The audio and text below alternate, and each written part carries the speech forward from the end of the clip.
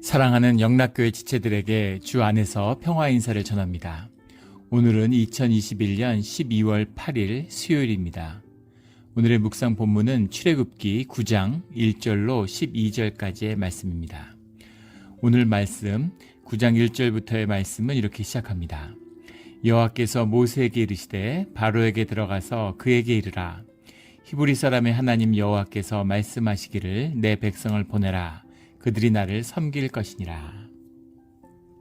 오늘 이제 9장은 5번째, 6번째, 7번째 재앙이 다루어지고 있고, 오늘 본문의 말씀은 5번째 재앙인 가축의 죽음, 6번째 재앙인 악석 종기의 재앙입니다. 모세가 다시 바로 앞에 가서 주님의 말씀을 선포하죠. 근데 주님의 말씀은 항상 똑같아요. 지금 6번째 똑같은 말씀을 선포하고 있는 겁니다. 여기서 우리가 봐야 할 2가지 점이 있는데, 하나는 모세가 말씀을 있는 그대로 전하고 있다는 거예요. 지금 하나님의 징계가 임했는데 바로가 얼마나 독이 올라 있겠습니까? 분하고 화난 마음. 정말 모세 아론 말 한마디면 눈짓 하나면 목숨을 앗아갈 수도 있는, 히브리 사람들을 학살할 수도 있는데 그런 분노가 가득한 그런 자리죠. 두려웠을 겁니다.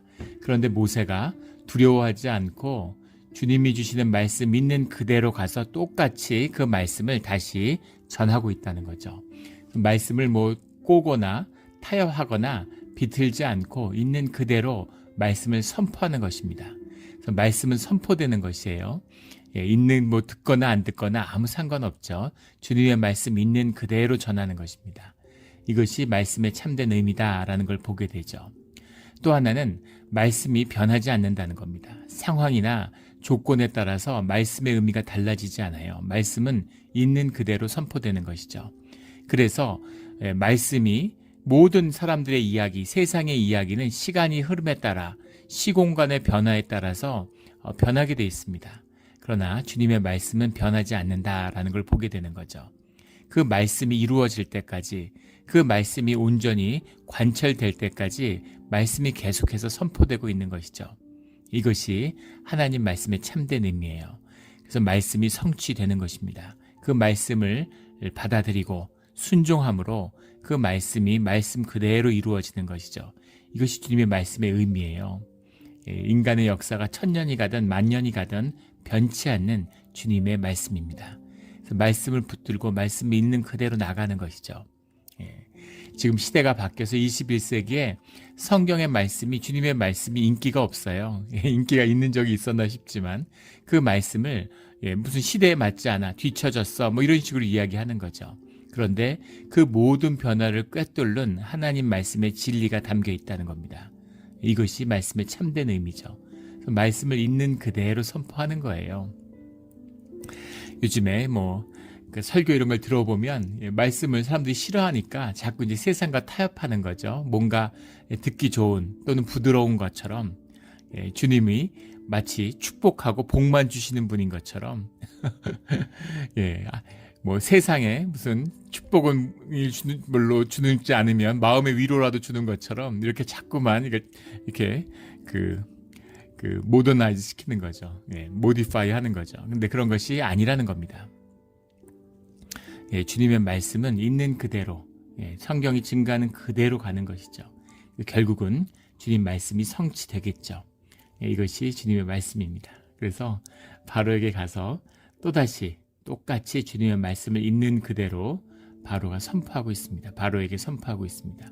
모세가 두려웠을 거예요. 아론은 말할 것도 없겠죠. 얼마나 두렵겠습니까?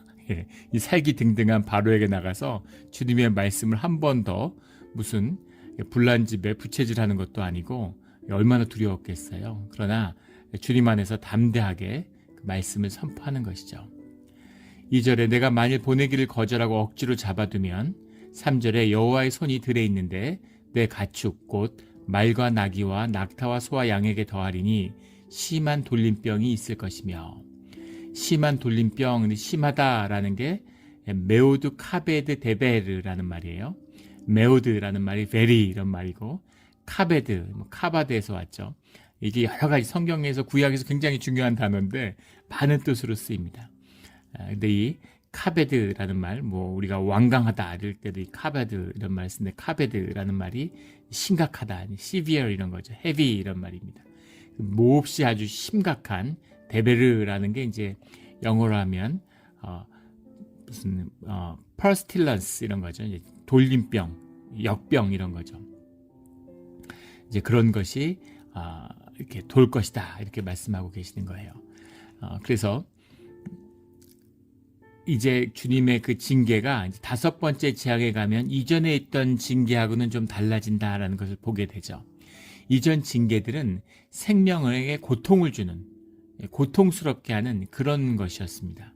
근데 5번째 재앙에서부터는 주님이 생명을 거두어 가세요. 그 생명에 속한 주님만이 하실 수 있는, 욥기 같은 데 보면 주님이 마귀에게 욥에 대한 고난을 허락해 주시죠.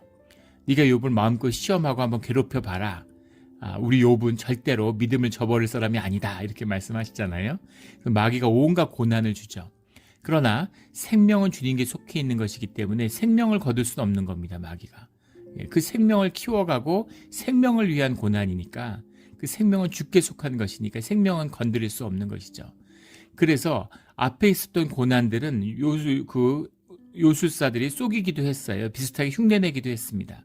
그런데 5번째부터는 그 재앙의 형태가 완전히 달라지는 것이죠. 그래서 그 질병이라는 것이 양상이 변하게 된다라는 걸 이제 보여주시죠. 4절에 여호와가 이스라엘의 가축과 애굽의 가축을 구별하리니 이스라엘 자손에게 속한 것은 하나도 죽지 아니하리라 하셨다 하라.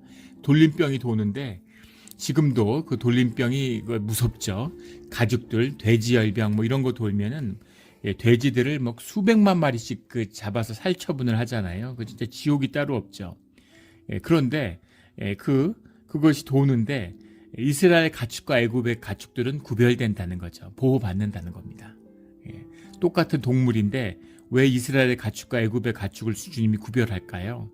말 그대로 그것은 히브리인을 위한 것, 주님의 자녀를 위한 가축이기 때문에 그들의 생명은 주님이 지켜주신다라는 겁니다. 심지어 가축까지도. 그 낙타와 나귀와 소와 양 이런 것들도 이 주님에 속한 자녀의 것이기 때문에 복을 누리는 거죠. 이것이 주님의 임재와 축복의 비밀입니다.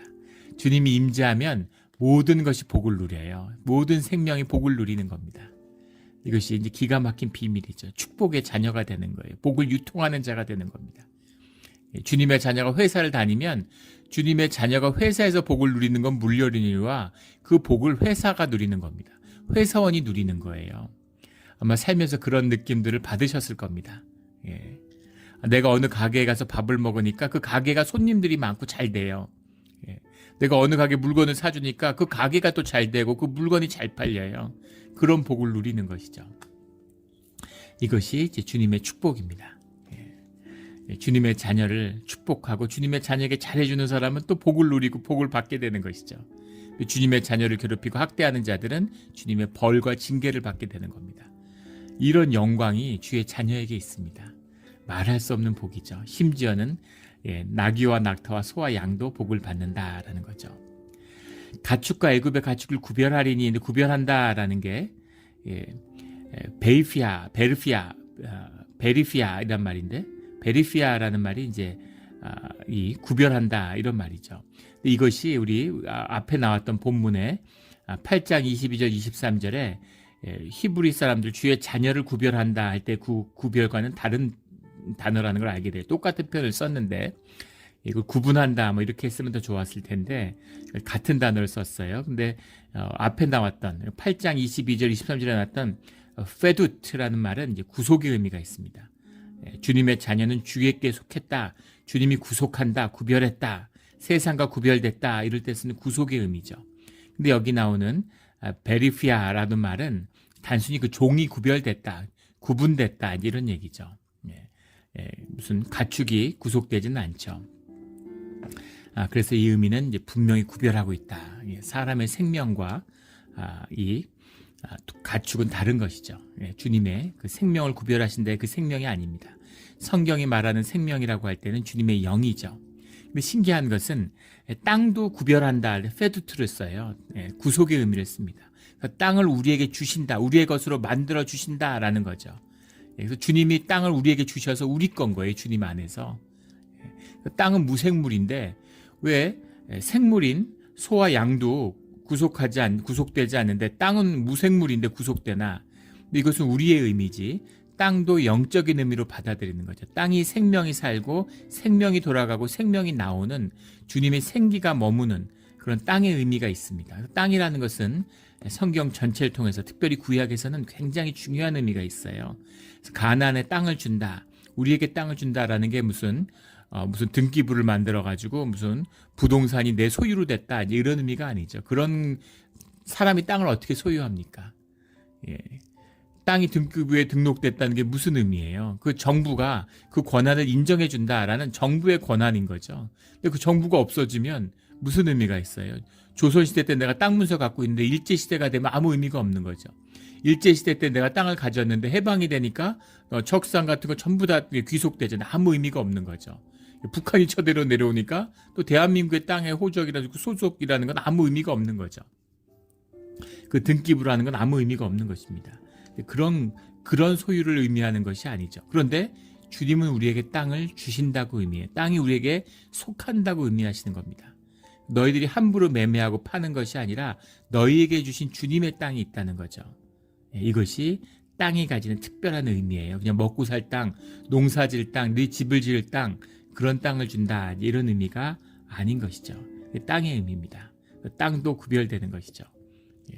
이런 깊은 주님의 섭리를 우리 현상에서는 이해하기 어렵지만 본질적인 주님의 세계 가운데 질서가 있는 것이죠. 그 가운데 우리가 구별되었다라는 걸 늘 기억하는, 우리로도 말미암아 우리가 삶의 자리에서 어디에 있든지 주님의 축복이 임하는 삶의 자리가 되기를 주의 이름으로 축원합니다. 5절에 여호와께서 기한을 정하여 이르시되 여호와가 내일 이 땅에서 이 일을 행하리라 하시더니 기한을 정했다라는 것, 이 의미도 주님이 하신다라는 것을 분명히 하는 것이죠. 돌림병은 늘 돌아요. 위생이 더러워지고 사람들이 가축하고 함께 사니까 모든 지금 풀루도 마찬가지잖아요. 세상의 거의 모든 풀루가 다 중국에서 나옵니다. 남중국에서 발원하는데 남중국에서 발원하는 이유가 가축 때문이라는 거죠. 특별히 이 중국 사람들이 동물을 집에서 키워요.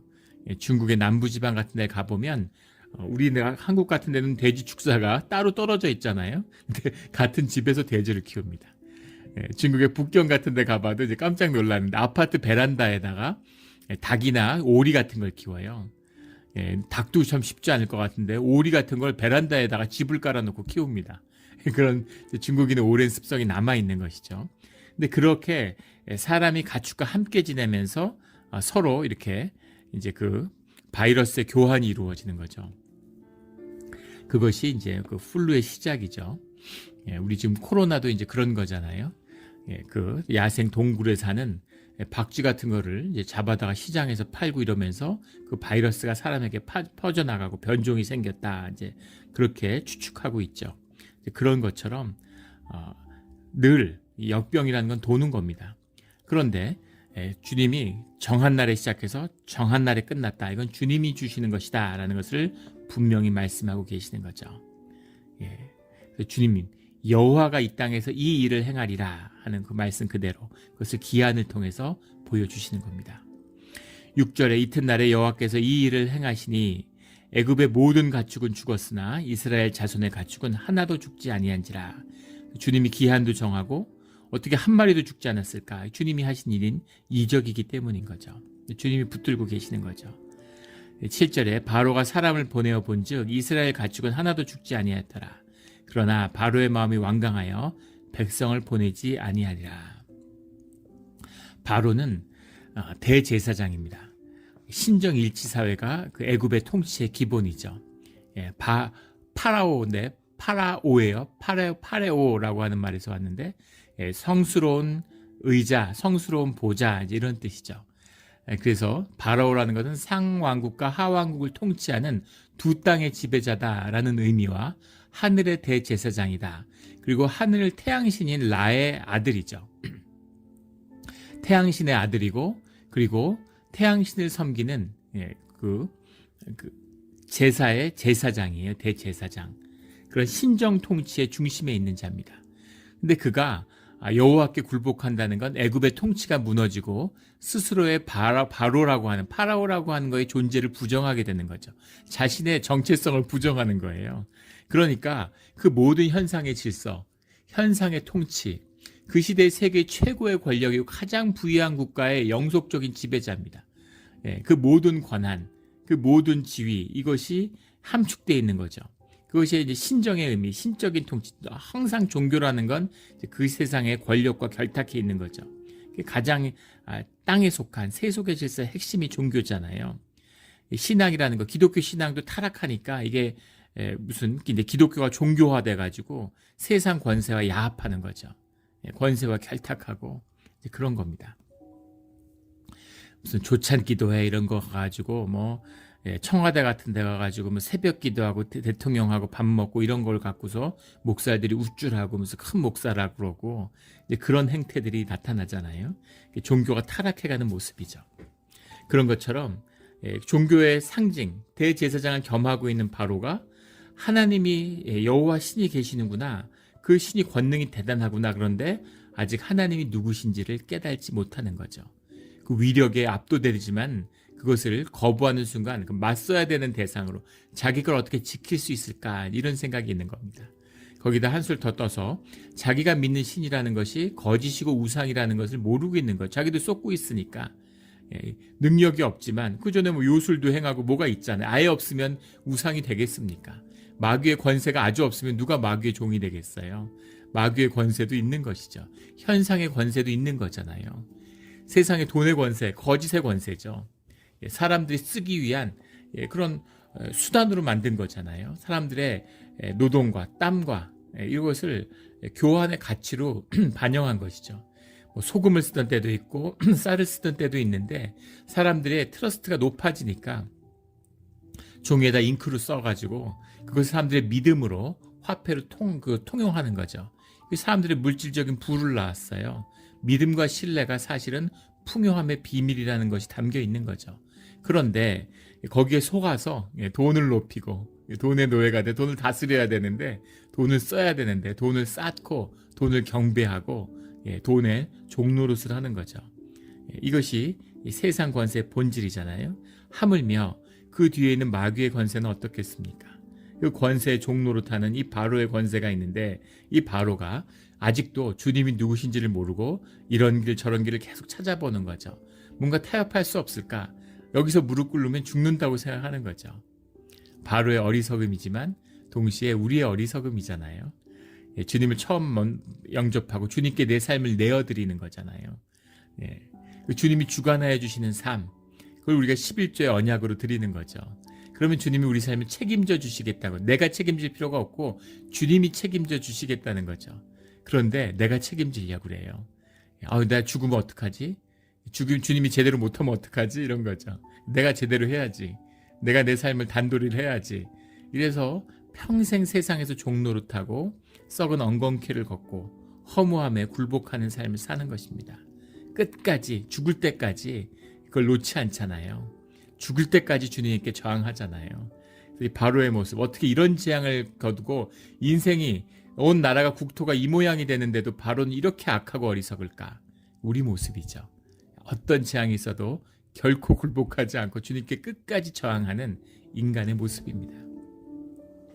이것이 에고의 거짓의 본질이기도 하죠. 마음이 완강하여 카바드 그 위에 나왔던 심한 돌림병 할 때 나왔던 그 카바드와 같은 말이죠. 카베드. 이 말이 이제 마음이 무겁다.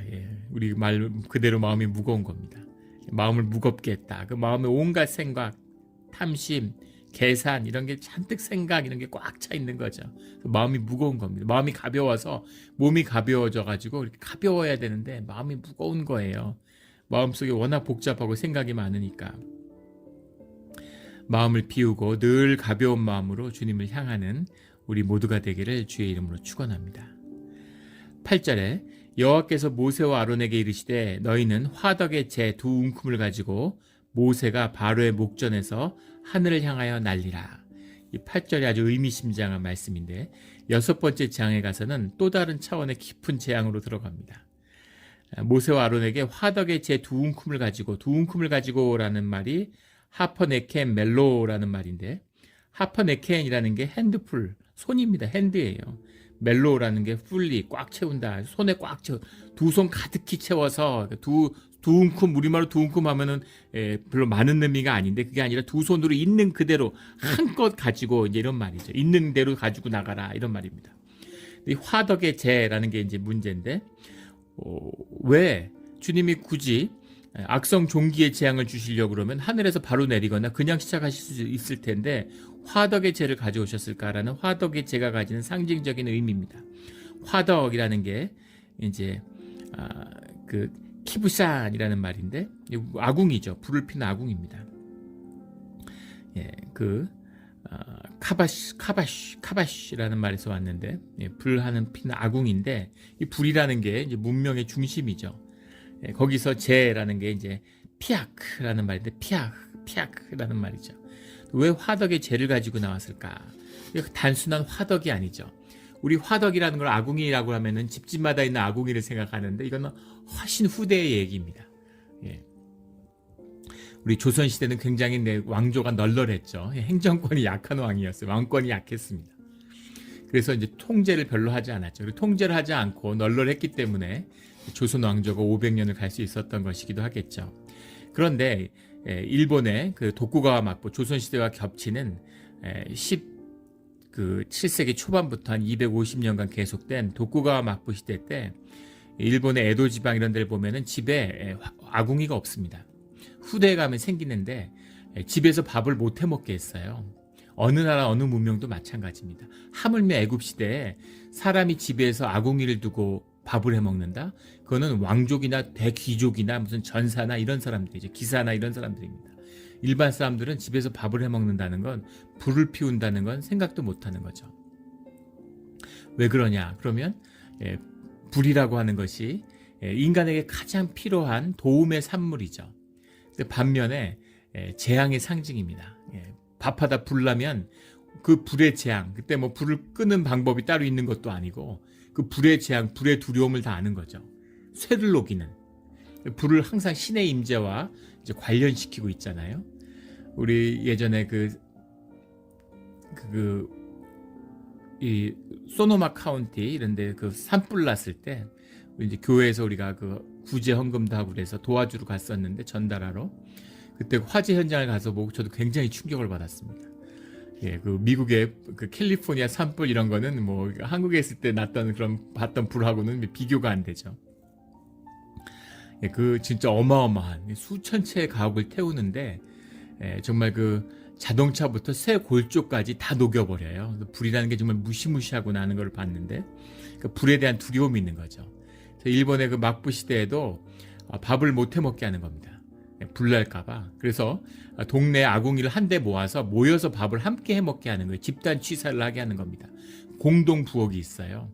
그리고 현미로 밥을, 원래 쌀이라는 게 현미잖아요, 우리가 먹는. 근데 현미로 밥을 하면 밥을 오래 해야 되죠. 오래 밥을 하다 보면 불이 날 확률이 있는 겁니다. 그래서 귀족들만 현미를 먹고 일반 사람들은 쌀을 깎아서 흰 쌀을 먹게 한 거죠. 백미를 먹게 되면은, 백미는 밥이 금방 되잖아요. 그래서 백미를 먹게 한 겁니다. 근데 시간이 지나다 보니까 이제 백미가 맛있는 거죠. 부드럽고 맛도 있고. 그래서 그게 뒤집어져서, 그래서 이제 귀족들이 백미를 뭐 처음에는 1분, 2분, 3분도, 5분도까지 많이 깎을수록 점점 더 영양은 사라지지만 맛은 더 있고 이렇게 되는 거죠. 부드러워지는 거죠. 뭐 사시미, 스시 이런 것도 마찬가지죠. 4발 달린 고기들은 일반인은 못 먹게 하는 겁니다. 동서고금을 막론하고 마찬가지였어요. 영국도 중세의 기록에 보면 숲에서 사슴 같은 거 잡으면 잡았다가 걸리면 눈을 뽑는 겁니다. 절대 고기 못 먹게 해요. 그건 영주들이나 먹는 거지 일반 농민들이 절대 고기 못 먹습니다. 일본의 농민들도 먹을 게 없으니까 이제 생선을 잡아 먹는 거죠. 고기를 먹다가 고기도 구워 먹을 수 있나요? 그러니까 날생선을 먹는 거죠. 그게 이제 사시미의 출발인데 지금은 이제 세상이 뒤집어져서 사시미, 스시는 게 고급 음식의 이제 대명사가 됐지만 그때는 가장 가난하고 어떤 천민들이 먹는 이제 그런 음식이었던 거죠. 그렇게 공동 아궁이에서 시작하는 겁니다. 그래서 이 화덕이라고 하는 것이 항상 가장 중요한 중심이고 이것이 신성을 가지는 거예요. 신적인 제사의 의미를 갖는 거죠. 우리나라도 마찬가지죠. 아궁이라는 게 조왕신이라고 조왕신, 삼신, 우리 아이를 생명을 점지하는 삼신이 있죠. 그 다음에 성주신이 있습니다. 집안의 신이죠. 그 집을 지키는 이제 성주신이 있고 아궁이에 사는 조왕신이 있어요. 어린 시절 제가 아주 어렸을 때 시골에 가면 부엌에다가 녹그릇 같은 데다가 물을 이렇게 받아서 밥그릇 같은 데다가 이렇게 놔두는 것을 이제 봤던 기억이 납니다. 아마 어르신들은 아마 어릴 때 생각해 보시면 젊었을 때 그런 거 보셨을 거예요. 부엌에다가 녹그릇에 물쟁반을 두는 그것이 이제 정화수죠. 조왕신에게 드리는 겁니다. 그래서 조왕신이 아궁이에 사는 불의 신이에요. 그 불의 혜택. 조왕신의 도움 없이는 불을 일으킬 수 없는 것이죠. 그래서 불을 다스리는 조왕신이라고 하는 것이 이제 굉장히 중요한 신이었는데 이 애굽도 마찬가지였다는 겁니다. 애굽에서 이 화덕의 신, 이 불의 신, 이 화덕이라는 것이 제사의 의미가 있는 거죠. 고기를 구워 먹는 이런 것은 현대 문명입니다. 제사를 드리는 음식을 나누어 먹는 것이지 그냥 먹기 위해서 고기를 잡는다 이런 일은 없었죠. 화덕이라는 것이 제사의 상징이에요. 애굽도 마찬가지고 이스라엘도 마찬가지죠. 어느 나라나 마찬가지입니다. 근데 이 화덕의 신이 누구였냐면 이집트의 신이 티포라고 하는 티폰이라고 하는 신입니다. 티폰의 신이 악신이고 이제 그 진멸의 신이죠. 그 티폰이 얼마나 강력한 신이었는지 우리 영어의 타이푼 있죠. 태풍을 의미하는 타이푼. 세상을 모두 휩쓸어 버리는 타이푼이 이 티폰에서 왔죠. 그래서 애굽의 이 화덕의 신이 티폰이에요. 근데 이 티폰이라는 것은 이제 로마의 신이고 로마의 신이 이제 벌칸이죠. 또 그리스 신화에서 나온 신입니다. 그리스 신화에 보면 이 제우스가 아버지 크로노스를 죽이죠. 그리고 이제 제우스의 형제들이 올림푸스 산의 주인이 되는데 대지의 신인 가이아가 그것에 분노하죠. 아들이 아버지를 죽이다니. 그래서 크로노스의 복수를 하기 위해서 가이아가 낳은 자식이 바로 막내 아들이 티폰이죠. 근데 이게 티폰을 낳았는데 알로 낳았다고 그래요. 그래서 난생설화죠.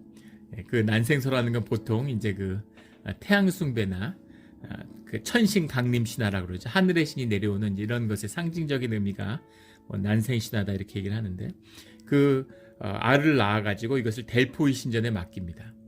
그리스의 델포이 신전에는 파이톤이라고 하는 이제 뱀이죠. 파이톤이 사는데 거대한 이제 그 괴물 뱀입니다. 그 파이톤이 이 티폰을 키우게 되죠. 이 티폰을 키우게 되는데 이 티폰이 몸과 이 다리는 사람이지만 얼굴은 이제 100마리의 뱀머리, 용이다, 뱀이다 하는데 뱀머리로 이루어져 있고 불을 뿜어요. 그래서 모든 세상의 만물을 진멸하는 신이 티폰이죠. 악신이라고 하는 진멸의 신이에요. 티폰과 올림푸스의 신들이 싸우는 것이 그리스 로마 신화의 큰 테마 중에 하나죠. 티폰이 얼마나 무서웠는지 모든 그 올림푸스의 신들이 티폰이 쳐들어오니까 다 도망을 가죠. 애굽으로 도망을 가서 애굽의 신들이 되는 겁니다. 근데 아테네 여신이 이제 그걸 보고 비웃었다는 거죠. 그래서 제우스가 너무 자존심이 상해서 데미갓이라고 그러잖아요. 굉장히 인간적인 신들이죠. 올림푸스의 신들은. 그래서 제우스가 이 신들의 그 조롱을 너무 이제 창피하니까 애굽을 나와서 티폰과 싸우게 되죠. 티폰과 싸우게 되니까 이제 티폰한테 져요. 티폰이 다리에 심줄을 끊어서 제우스가 움직이지 못하게 됩니다. 근데 티폰이 내다 버린 그 심줄을 이 전령의 신 헤르메스, 우리 이 명품 프랑스 명품 중에 에르메스라는 게 있죠. 그 에르메스가 이 헤르메스에서 온 거죠. 이 날개 달린 신발을 신고 전령의 신인데 헤르메스가 찾아다가 그 심줄을 이제 제우스에게 갖다 주는 이제 그런 게 나옵니다. 그래서 최후의 결전을 통해서 결국은 이제 제우스가 이겨서 티폰을 에트나 화산에 가두게 되죠. 그래서 에트나 화산이라는 게 이제 유럽의 지중해 가장 큰 테마잖아요. 활화산이죠. 그래서 에트나 산이 붕괴할 때마다 이제 티폰의 분노와 티폰의 세상에 나와서 진멸의 신이 나타났다. 그래서 언젠간 에트나 화산에서 티폰이 풀려난다라고 하는 깊은 두려움이 있는 거죠. 이 서양신의 심리 안에서는. 이것은 인간의 마음 가운데 재앙에 대한 두려움이 들어있는 겁니다. 예. 우리도 그렇죠. 기독교도 이제 사람들이 오해해서 마귀가 악신이고, 무슨, 예수님은, 성령님은 선한 신이어가지고 선하게 싸우는 줄 알아요. 그렇지 않습니다. 하나님이 무슨 마귀와 싸우겠어요. 싸움 자체, 빛이 어둠과 싸웁니까? 빛이 있으면 어둠은 사라지는 거죠. 있을 수 없는 것이죠. 주님의 섭리 가운데 한 역할을 허용받은 한 역할을 담당하고 있는 거예요. 주님의 징계 가운데 있는 것입니다. 그래서 이 중요한 오늘의 이 말씀의 굉장히 중요한 의미는 하나님이 여호와 하나님이 화덕의 죄를 가져다가 티폰의 재앙이라고 하는 것, 사람들이 등유한 화덕에 가서 제사를 지낸 거죠. 그러지 않겠어요? 재앙이, 종기의 재앙이 임하는데, 전염병의 재앙이 임하는데, 그 재앙들이 임하니까 파리가 가득한데, 그 재앙들이 임하니까 당연히 그 재앙의 신인 티폰의 재앙이니까 티폰에게 제사를 계속 드리는 거죠. 그런데 그 티폰이 재앙의 신인데 그를 위무해서 그 조왕신에게 제물을 드려야 조왕신이 불의 재앙을 내리지 않는데, 티폰에게 재앙을, 우리의 그 아궁이, 힌두교의 아그니라는 신이 있죠. 불의 신입니다. 벌칸이 인도에 와서 아그니가 되었다 이런 말이 있는데, 그 아그니가 불의 신인데 재앙의 신이에요. 신 중에서 강력한 신입니다. 어디나 그래요. 그런데 그 인도 신화의 그 아그니에게서 우리나라의 아궁이가 나왔다는 거죠. 불의 신인데, 이 아궁이에 사는 아궁이 신이 재앙을 마련해달라고 화덕에게 제물을 바치는데, 그 제물을 바친 그 재를 가져다가 뿌려서 재앙을 만드니까 그 재앙의 중심이 주님이시다라는 걸 보여주는 거죠. 사람들이 티폰을 두려워하는데, 너희들이 티폰을 두려워하니? 근데 그 티폰이라는 건 물론 사람들이 만들어낸 형상화한 것이지만 실제가 없는 것이 아니죠. 마귀의 권세가 있는 겁니다. 세상에 닥치는 재앙에 대한 두려움이 있는데, 그 모든 재앙과 징벌과 심판의 주인이 주님이시다라는 거죠. 마귀를 두려워해? 주님을 두려워해야죠. 왜 마귀를 두려워합니까? 마귀는 그냥 주님 밑에 있는, 권세 아래에 있는 그런 열등한 존재죠. 모든 것이 주님 한 분을 향해야 되는 거죠. 그래서 이 화덕의 재에서 이 재앙이 임한다라는 건 상징적입니다.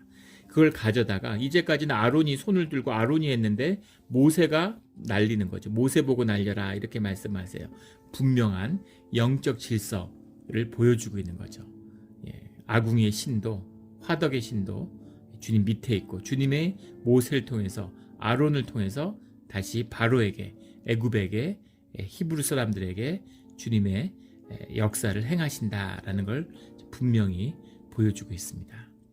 9절에 그 재가 애굽 온 땅에 티끌이 되어 애굽 온 땅의 사람과 짐승에게 불어서 악성 종기가 생기니라.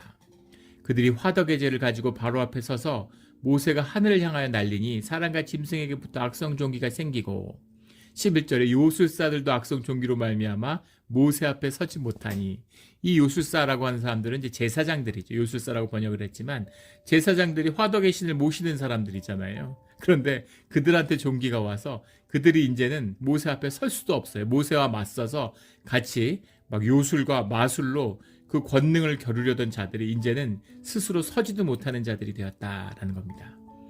악성 종기가 요술사들로부터 애굽 모든 사람에게 생겼습니다. 모든 사람들이 고통받고 있는 것이죠. 12절에 그러나 여호와께서 바로의 마음을 완악하게 하셨으므로 그들의 말을 듣지 아니하였으니 여호와께서 모세에 말씀하신 것 같더라. 바로가 착했는데 주님이 악하게 만드신 게 아니죠. 원래 악한 겁니다. 모세와 아론도 악해요. 다 악합니다. 그런데 주님의 은혜로 주님이 모세를, 아론을 돌이키시고, 히브리 사람들이 악하죠. 그들을 돌이키시는 거예요. 구별하고 구속의 의미입니다. 그런데 주님이 그대로 내버려 두시는 거예요. 그러면 그 악을 먹고 마시며 악 속에서 사는 것입니다. 이 사람들이 저주받은 삶 같아요. 세상에선 그것을 축복이라고 얘기합니다. 예전에 노래방을 간 적이 있는데 노래방은 완전히 저 같은 사람한테는 이제 완전히 지옥이죠. 폐쇄돼 있고 어두컴컴하고 냄새나고 안에서 담배 피고 이러니까 냄새 안 좋지, 시끄럽지. 시끄러운 걸 안 좋아하는데 막 소리치고 시끄럽지. 하여간 최악이더라고요. 정말 그 안에는 고문받는. 근데 그걸 사람들이 즐거워서 막 기뻐서 탬버린을 치면서 춤을 추고 노래를 하고 기뻐하잖아요. 술을 먹고 담배 피고 노래하고 막 이러면서 기뻐하잖아요. 즐거운 거죠. 그런 거예요. 악을 먹고 마시는 게 그것이 저주인지를 모르는 겁니다. 세상에 살고 세상에서 흥황하는 게 좋은 건 줄 알아요. 악이 쌓이고 악이 흥황하는 것을 주님이 부러워하지 말아라 이렇게 말씀하시죠. 이 바로의 모습입니다. 바로가 세상에 좋은 것, 세상의 영광을 다 차지한 것 같지만 그것이 저주라는 것을 분명히 보여주고 계시는 거죠. 주님께 주님을 받아들이고 자기의 모든 것을 꺾어야 돼요. 그런데 절대 꺾지 못하죠. 히브리인들이 노예 생활을 하니까 애굽에서 나오지 거기서 귀족을 하고 왕족을 하면 나오겠습니까? 이것만 지나가면, 이 재앙만 넘기면 그래도 애굽 백성으로, 애굽 귀족으로, 애굽 요술사로 사는 게 좋은 것이죠. 하물며 바로는 더 말해 뭐 하겠습니까? 이런 거죠. 세상에서 뭐 재벌하면, 사우디의 왕족이면, 무슨 중국의 공산당 무슨 서기들이면, 정치국무 상무위원들이면, 그러면 죽어서 천국 가고 싶겠습니까?